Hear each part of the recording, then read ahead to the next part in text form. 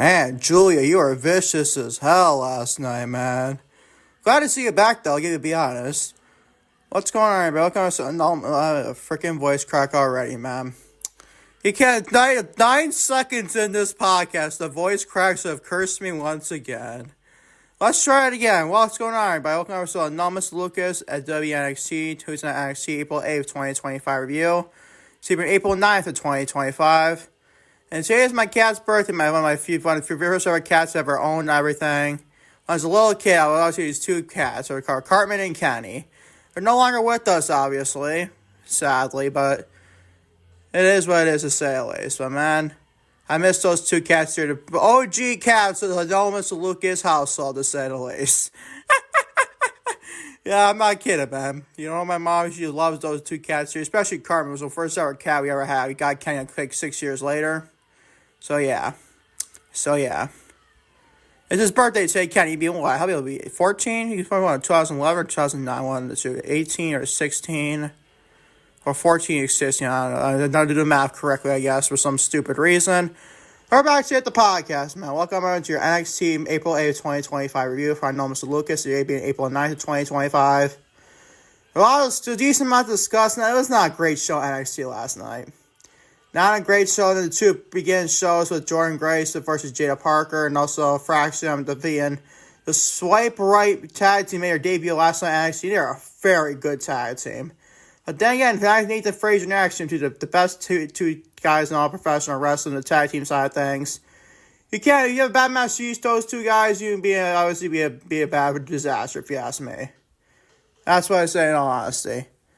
When you get NXT introduction down by, follow my Twitter, Lucas C. Allen on Twitter.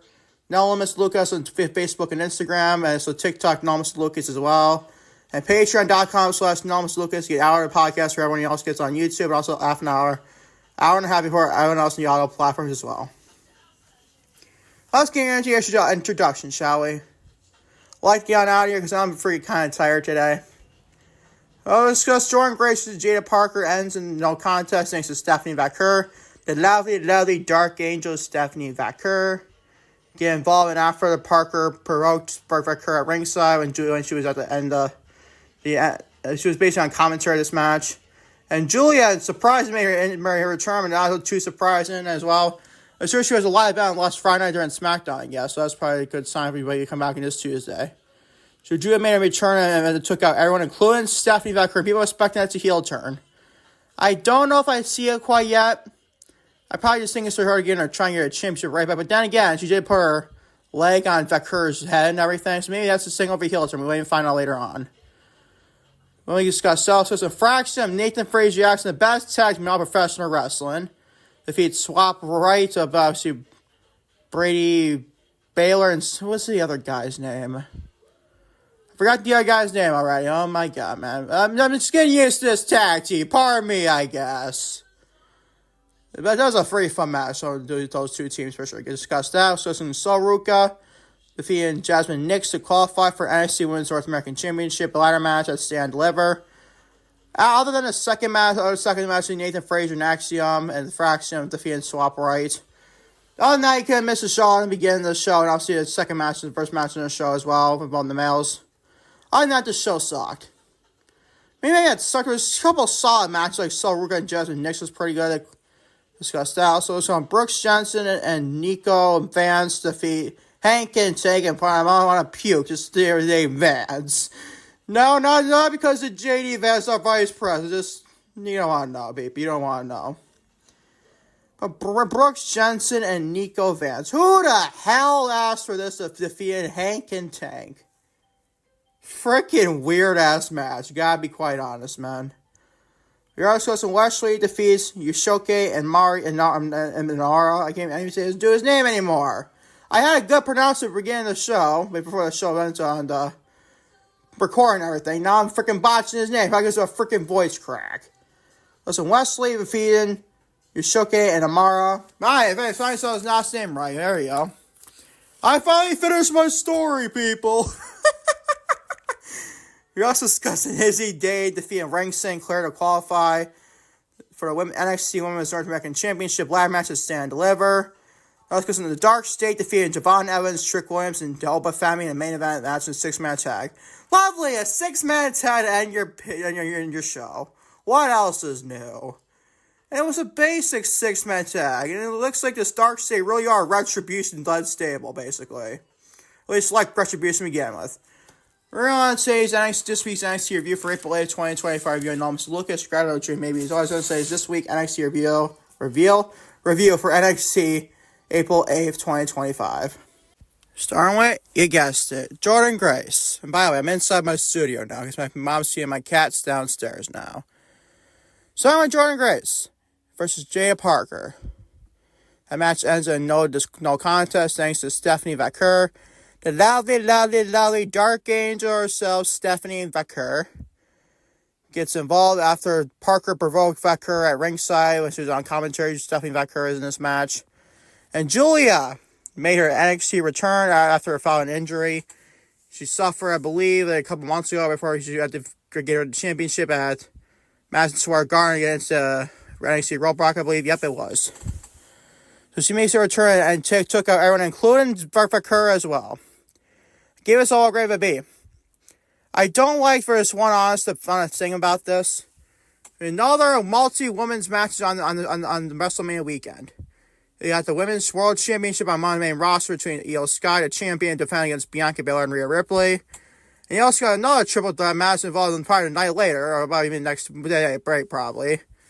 Or maybe it's my night previous, obviously, for Io, Bianca, and Rhea take place tonight too. And meanwhile, Roman Reigns, CM Punk, and Seth Rollins in the main event for night one. And then they also got like a fatal 4-way involving Braun Breaker, Penta, and Dominic Mysterio and Finn Balor. And now we got Stephanie Vaquer in another fatal 4-way. With Stephanie Vaquer defending the NXT Women's Championship against Giulia. This match is confirmed, by the way. With Stephanie defending her match against Giulia, Jaida Parker, and Jordynne Grace in a fatal 4-way match. What's with this company's obsessed with multi-men and multi-women matches on WrestleMania weekend? You got two for both. You got one triple threat and one men triple threat between women and men. And you got two fatal 4-ways for women and men. What the hell, man? What the hell is this company's obsessed with multi-man matches, dude? Or female matches, you get the point. But actually, this match would be very fun for Stand Deliver. I'm going to say we're a B, though. But it's kind of shocking to see Giulia as a heel now. But then again, everyone on social media has been saying that Stephanie Vaquer is a better sign than Giulia. And Giulia is supposed to be this big, dominant, like, main girl in the company for W years to come. Everyone's thinking of Stephanie Vaquer now, because Stephanie's been outperforming Giulia, and I would think so, honestly. Giulia is still very good. But I prefer Stephanie Vaquer, honestly. That's why I prefer him. There'll probably just be a nice heel turn for Giulia. And all honesty, I don't mind this whatsoever. Gave us the almost greatest start to segment and over gave a B. And by Stephanie Vaquer, let's just give a round of applause for Stephanie Vaquer. I can't really clap with a phone in my hands. Not recording, obviously.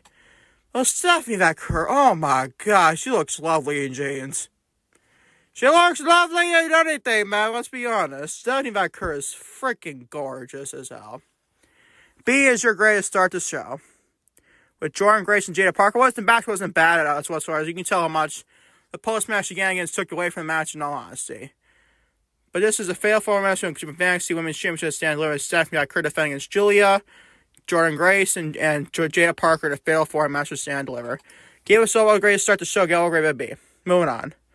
Nathan Frazier and Fraxiom, and they defeat the Fraxiom members. The best tag team of professional wrestling. I stand by that.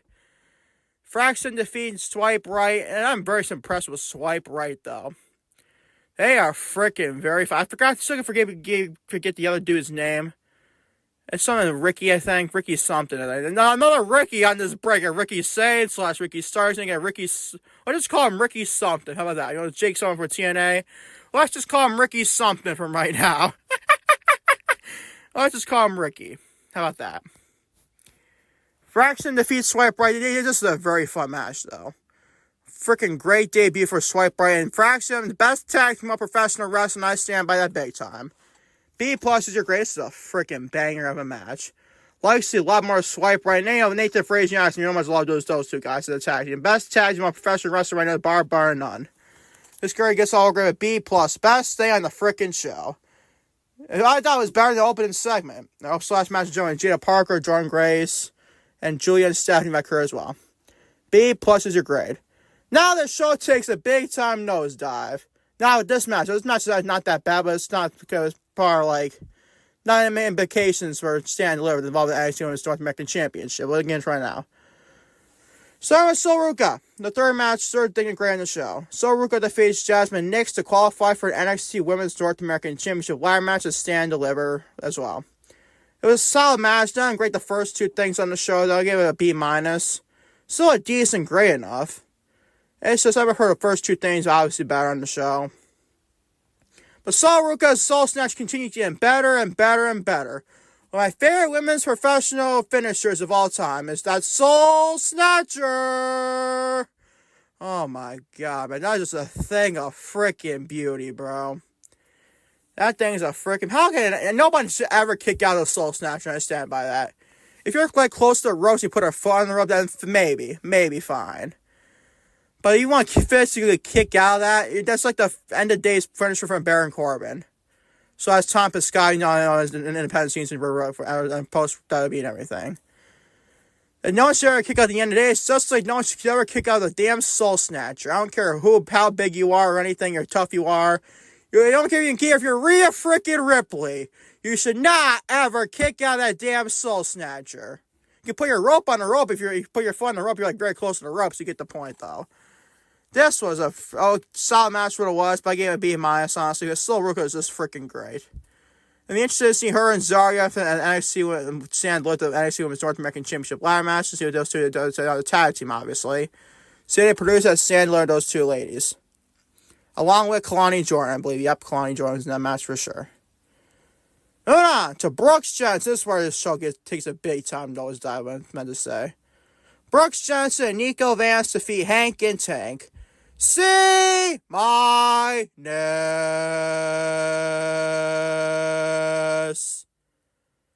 Oh my god, man. The third straight week in a row, Hank and Tank look like idiots, and I don't give a flying crap, man, about this match.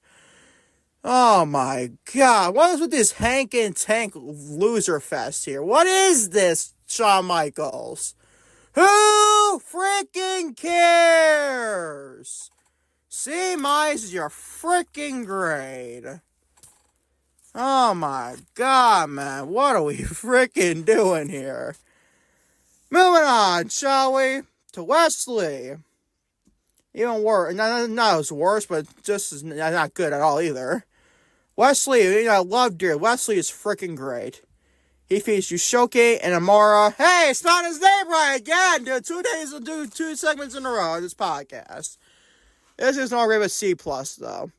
I have for Inamura pouring more of a freaking tag team, honestly, with Josh Briggs. That's a very fun tag team. Josh Briggs and Yoshiki Inamura. You see, that's to be happy for the tag team business. Get those two guys built up and everything. Maybe they take down Fraxiom. I highly doubt that, though. But, dude, this is a okay match. This was whatever, honestly. And this show felt like whatever ever since the second match with Fraxiom and Swipe Right. Other than that, this show, in the open segment, this show was very skippable this week, if you ask me. C+ is your grade. With Wes Lee and Yoshiki Inamura. Moving on to your second to last thing to grade in the show. Izzi Dame. She defeats Wren Sinclair to qualify for the NXT Women's North American Championship ladder match at Stand and Deliver. A big fat C. Do you freaking care, man? Oh my god. I mean, for all the women you have in this brand and this to be built up, be something better. Well, Izzi Dame, who was actually not that bad in ring, but is she ready for a ladder match? I don't know about that, dude. I don't know about that. Izzi Dame gets to win over Wren Sinclair, and I don't give a flying crap whatsoever, Shawn Michaels. Listen, I love what he's doing with women's wrestling in NXT. Absolutely freaking love it. It's what Triple H and Tony Khan should take notes from. But these two, Wren Sinclair and Izzi Dame. Don't know about that, Shawn. Don't know about that, dude. A big fat C is your grade. At least you do some more women's wrestling, though. I'll give you that, honestly. The best women's booker of all time, probably. Better than Vince McMahon, better than Tony Khan, definitely better than Triple H. Let's be real. Moving on to your main event segment. Sorry if you heard my freaking chair. I'm sorry about that. The Dark State. Obviously, the Retribution 2.0 stable right now, right? The Dark State. They defeat Javon Evans, Trick Williams, and Oba Femi in the main event. Really a big time freaking, whatever. And this is your main. Can they coexist, pal? With the good old Vince McMahon booking with, Trick Williams, Oba Femi, and now, obviously, Javon Evans. With wrestling chart for the NXT Championship at Stand and Deliver. Man, we got a freaking a built-up match. You think it would be a good feud on paper, right? Right? Nope. We're going to have these three guys wrestling for the World Championship, probably main event of Stand and Deliver WrestleMania weekend. And a 6-man tag team match against the Retribution 2.0 stable on the Dark State. What the hell are we doing here, Sean? What was the point of this? And why having this coexist storyline with Vince McMahon? Oh my god. With Trick Williams, your champion Oba Femi, and Javon Evans supposed to be coexist storyline for Stand and Deliver, building this up. What are we doing, Sean? What was the point of this? Do I still think Trick Williams is the leader of the Dark State? Yes, I do. If he's not, then it's just confirmed to be Retribution 2.0, in all honesty. It's either Trick Williams is the leader of his faction, or it's Retribution dead and all over again. C+ is your grade, though, for this main event. At least the Dark State got the win. Maybe not treated as Retribution. But, dude, we even had this coexist storyline with Trick Williams, Oba Femi, and Javon Evans, with your three guys in a triple threat. Another multi-person match to Stand and Deliver, too. You get the Fatal 4 for the women, you get the ladder match of the main card for NXT, the women's division, and your World Championship is a triple threat match. One of the two ones at WrestleMania with Roman Reigns, CM Punk, and Seth Rollins, and Io Sky, Bianca Belair, and Rhea Ripley. How many of these multi-man matches can I freaking take, bro? The question is, I can't anymore. I'm only joking. Dude, do you freaking care, bro, though? Do we seriously... the match is going to be probably underrated, I feel. I really think it will be. I think Javon Evans is very good. He held his own against Trick Williams and Oba Femi. And this should be a fun match to Stand and Deliver your main event. Who wins? Probably Trick Williams. He revealed to be the Dark State member. I would book that, honestly. With Shawn Michaels do, I don't freaking know. But, dude, why are we playing this coexist storyline with three men that wrestle and Stand and Deliver? With the Dark State, the Retribution 2.0 stable. C+ is your grade. As for your main event, obviously. As for your overall show for NXT April 8th, 2025, is also a C+. So we mentioned last week on the NXT review from April 1st, 2025. Outdueling both AEW Dynamite and also AEW Dynasty to both main pay-per-view and also television show for AEW. The Dynamite got a B-, and the pay-per-view got a B- as well. But now... and obviously, and we still got a B for last week as well. Now it's back in the C+ and C range with Shawn Michaels. What are we freaking doing here? Really, Shawn? Really? I gave you nice praise last week. I was doing both AEW shows last week, not named Collision. And now a week later, you have a crapper of a freaking show. Other than the two first things that are great in the show. Oh my god, man. This is why I have a problem with NXTs and the television shows. They are so inconsistent. At least their television shows. Pay-per-views is a different story. Pay-PLEs and stuff are pretty fun, for the most part. Just like AEW, but at least you can trust Shawn Michaels more now than Tony Khan, obviously. You get the point, though. Your overall show for this week for NXT April 8th, 2025 is already a C+. So best show by far this week is Monday Night Raw. For me, we're giving a B this week as well. We got two more shows already. Well, yeah, we got Dynamite and SmackDown the Gray this week as well. That's your review, man. That's your review, and thank y'all for watching. No, Mr. Lucas. WWE Tuesday Night NXT for April 8th, 2025. UNT being April 9th of 2025. If y'all be nice in the YouTube comments or the Spotify comments, to say happy birthday to my cat named Kenny. He turns, I believe it will be 14 this week today. His birthday is on April 9th today, so he's now gone from his earth, sadly. I miss that cat dearly. One of my favorite cats of all time. My cat, Kenny, is one of the second cat I ever got. Basically, my childhood homes with that cat, Kenny and Cartman. I know, they're South Park characters. I didn't name them, boys and girls. Don't worry, I did not name my cats Cartman and Kenny. Even I kind of like them, honestly. I like the names, though. But I didn't name them, obviously. You can thank my mom and dad for that one. So if you are watching this video on YouTube or even Spotify, if you even comment on Spotify, say happy birthday to Kenny. He turns 14 years old today. Just like Bianca Belair's turned 36 today. I didn't know that was birthday today was either. Happy birthday to our glorious EST as well. Until tomorrow for more content, anonymous Lucas for AEW Dynamite, April 9th, 2025 review. I don't know if there'll be YouTube videos out today. I highly doubt there will be, honestly. My voice is continuing getting more shot, to say the least. So probably wait until tomorrow for more AEW Dynamite, April 9th, 2025 review.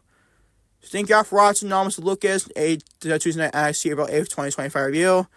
I'll catch y'all tomorrow for AEW Dynamite, April 9th, 2025 review. And until then, take care, one piece, and I love you all big time, to say the least.